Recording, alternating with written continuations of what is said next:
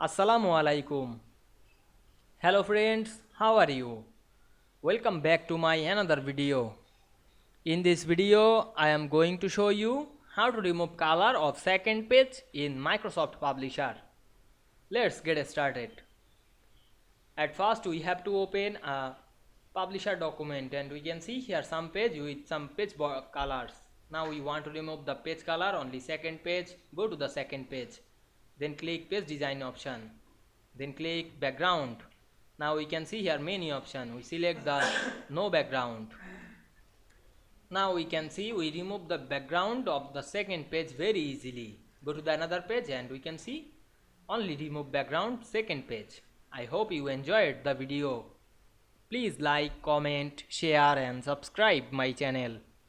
Thanks for watching.